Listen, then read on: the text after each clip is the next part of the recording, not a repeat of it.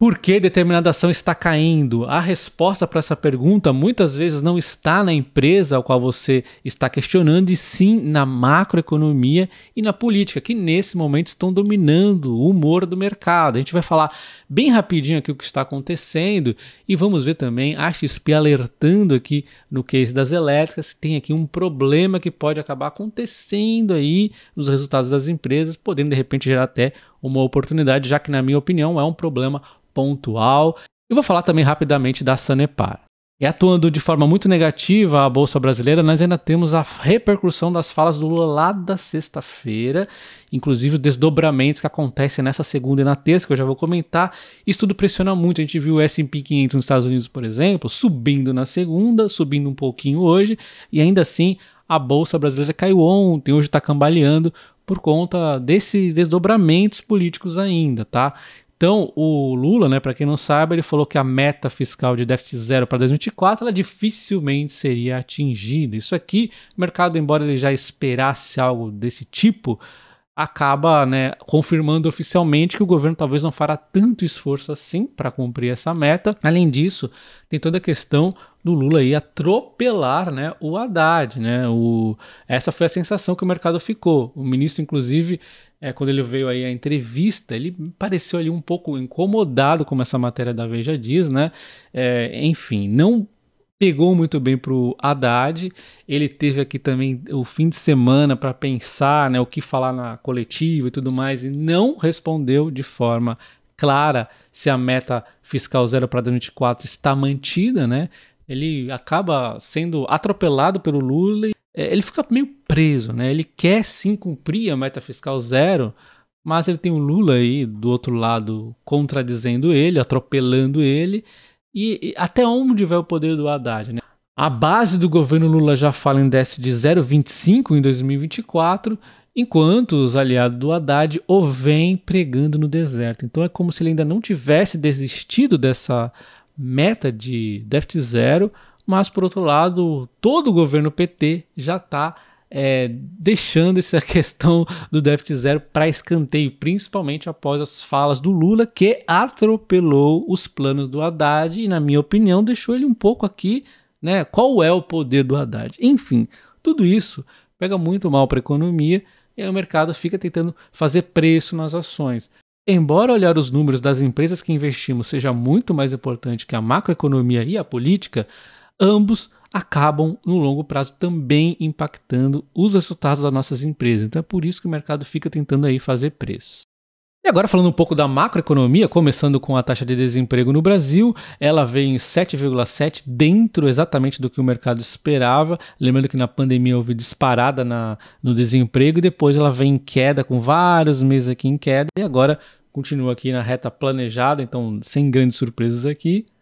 E agora falando do IGPM, que havia dado uma disparada lá na época da pandemia, ele vem em números menores, agora inclusive voltando a ser positivo, porém veio até um pouco abaixo do esperado. O mercado esperava 0,61, veio 0,50. Muita atenção aqui a Taesa e a Alupar, que tem reajuste de preços pelo IGPM também, E um ponto interessante a se destacar aqui em relação ao IGPM é que talvez ele volte a ganhar força mais para frente. Nós temos aqui os índices de preço ao produtor amplo, tivemos uma inflação. Isso aqui posteriormente acaba gerando uma inflação maior, IPCA principalmente, Então a gente vê aqui o açúcar saindo de 2,70 negativo para 12,88, disparou o açúcar. Carne bovina também aumentou bastante aqui, na base comparativa, então a tendência aqui é ganhar força mais à frente. E agora nós vamos para a China, aqui nós temos a China dividida em dois centros de atenção. Um é para onde está indo a economia, que recentemente até divulgou bons números, como o PIB, por exemplo, e o outro aqui é a questão do setor imobiliário. Será que a bolha vai estourar? Bom, em termos de atividade econômica aqui no país, tivemos o PMI industrial vindo um pouquinho abaixo, era esperado 50,2, veio 49,5. Porém, a Vale nesse momento ela está ali encantada no resultado, nos dividendos. Foi realmente, a empresa está indo muito bem, eu digo desde sempre, mas não descarta o fato de daqui a pouco a China poder enviar um número ruim ou bom também pode ser, e aí as ações podem acabar sendo influenciadas novamente pela macroeconomia da China, assim como outras empresas também com importância aqui na China, Klabin, né, Suzano e tudo mais, aí várias empresas com muita atenção à China. Por enquanto, a China está sob controle. E aí, quando vamos para a Europa, o indicador da inflação na zona do euro vem em 2,9, era esperado 3,1, ótimo resultado aqui, inflação vem caindo pra caramba na Europa, porém a gente tem que destacar aqui quando a gente fala do núcleo da inflação, que é o principal aí da inflação, aquela inflação mais persistente, ela vem em linha ali praticamente com o projetado, então a notícia foi boa da inflação na Europa, mas não foi espetacular, mas ainda assim um bom resultado aqui de inflação na Europa, enquanto a gente tem aqui o PIB europeu até um pouquinho mais baixo, né? A projetada era 0,2, veio 0,1, vamos seguir acompanhando aqui, né? Então a Europa aqui também não fugiu muito do projetado. Então, se a política tá pesada pra caramba, eu diria que a macroeconomia nessa segunda e terça tá ali meio que neutra, né? Com todos os olhos voltados, então, para a nossa super quarta, com definição da taxa de juros brasileira e americana, tá?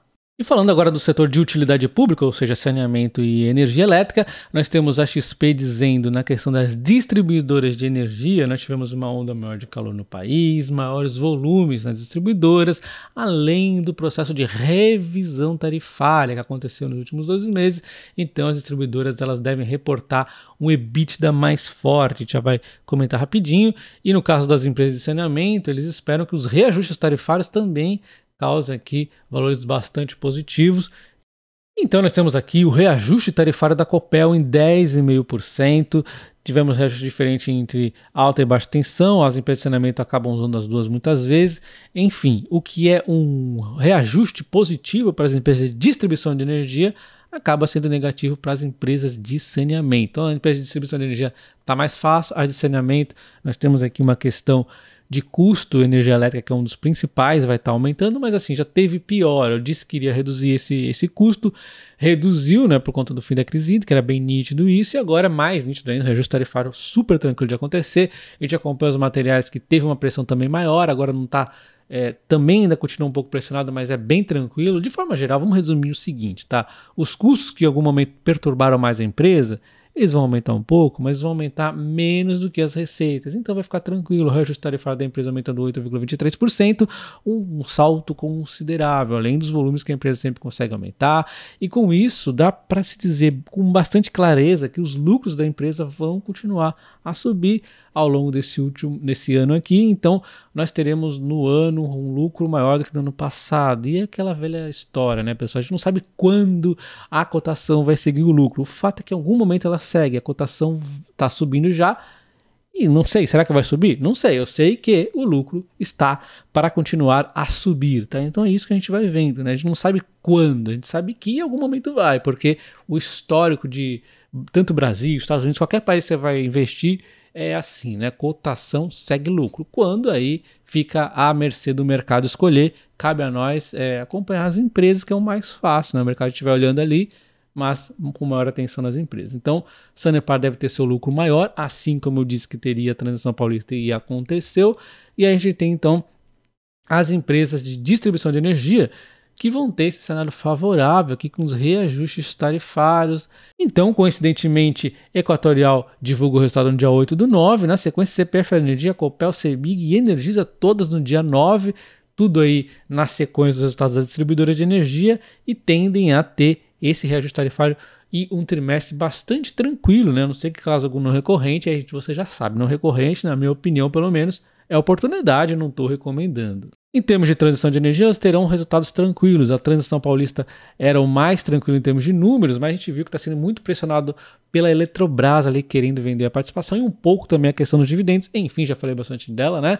E temos a Taesa e a Alupar, que o reajuste tarifário na parte do GPM foi negativo, mas as entregas de projetos de IPCA compensaram ali, né? E a gente vai acompanhando o GPM, que o mercado também acaba acompanhando, né? Então alguma queda no GPM pode, de repente, causar alguma queda nessas duas empresas. São ótimas empresas também, com resultados que devem vir tranquilos.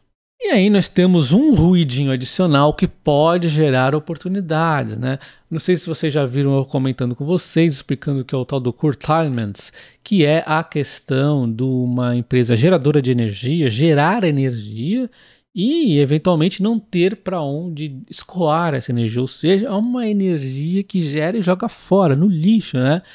porque não tem as linhas de transmissão para levar essa energia para uma região onde realmente está precisando lá dessa energia. Enfim, para isso estão sendo feitos tantos projetos de transmissão de energia no Brasil, com o crescimento das eólicas e a energia solar, e precisa aí das linhas de transmissão. Enfim, o que a XP falou é que o apagão em agosto aconteceu na sequência um aumento dos curtailments pelo operador, e isso deve impactar negativamente os resultados das empresas do terceiro trimestre de 2023, que tem aqui geração de energia, principalmente eólica e solar, tá? Então vamos ficar atentos. Isso aqui, na minha opinião, é uma oportunidade, tá? Por quê? Não é recomendação, mas o que acontece? O curtailment não vai ficar para sempre. As linhas de transmissão estão aí sendo construídas, também foi uma questão do apagão aí, algo pontual, e tem ainda o outro lado que em algum momento o governo deve compensar aqui essas empresas. A gente espera que aconteça isso. Enquanto não acontece, tranquilo, porque a gente vai encarar como? Vai encarar como um não recorrente, tá? Então, a gente já viu ali acontecendo na S Brasil, por exemplo, e a gente não fica preocupado com isso. Então, eles também comentam aqui, né, a questão dos preços de energia, mas por outro lado, os níveis de geração hidrelétrica estão fortes, então deve deixar as hidrelétricas gerando tranquilinho aí. Enquanto o que pode acabar salvando o EBITDA das empresas é a entrada de novos projetos no portfólio. E aí, falando da geração de energia, eu devo comentar hoje da Engie e da Auren Energia, mas enfim, a própria Engie é uma empresa que gera muita energia, tem eólicas e tem solar, porém ela tem mais geração hídrica, não deve sofrer tanto curtailment, mas pode sim acontecer com ela. A Auren Energia e a CB3 já são alvos aí até um pouco, que pode ter um impacto um pouco maior, né? Ali tem bastante eólicas, né? Então vamos ficar atento. Na minha opinião, isso seria uma oportunidade, mas não é recomendação. Nós temos a Copel também numa pegada aqui de também investir mais aí nas eólicas. Então ela também pode ter curtailment, embora seja menos impactante para ela, porque ela tem a frente da distribuição, né, e transmissão também. Então, enfim, mas também pode ter um impacto aqui, assim como seria a CPFL Energia, mas a CPFL Energia menos ainda, porque a CPFL Energia ela tem uma frente de geração de energia mais distribuidinha, mas também pode ter um impacto ali. E temos a Eletrobras, embora ela seja hídrica, é mais maioria aí de geração, ela teve ali bem no meio do ruído da questão do apagão, né? Então não saberia dizer se pode acontecer alguma surpresa. Na minha opinião, provavelmente não, mas se acontecer, a gente já está atento aí, já sabe o que se trata, e normalmente a gente entende como oportunidade, porque é pontual. Então, resumindo, nós temos transmissão, saneamento e distribuidoras com resultados bastante tranquilos, embora as distribuidoras pode ter algum ruído aí, inclusive nas que tem geração dentro delas, e também alguma questão da inadimplência, embora eu acho que não vá ter grandes problemas em relação a isso, enquanto nós temos aqui as geradoras que estão no maior risco nesse momento por conta dos curtailments, né?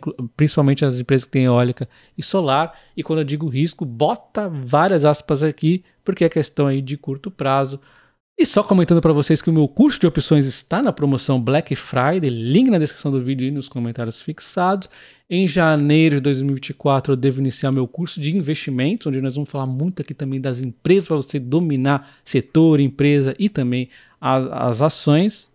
E deixa nos comentários qual ação de utilidade pública você está de olho nesse momento. Um abraço e até o próximo vídeo. Valeu!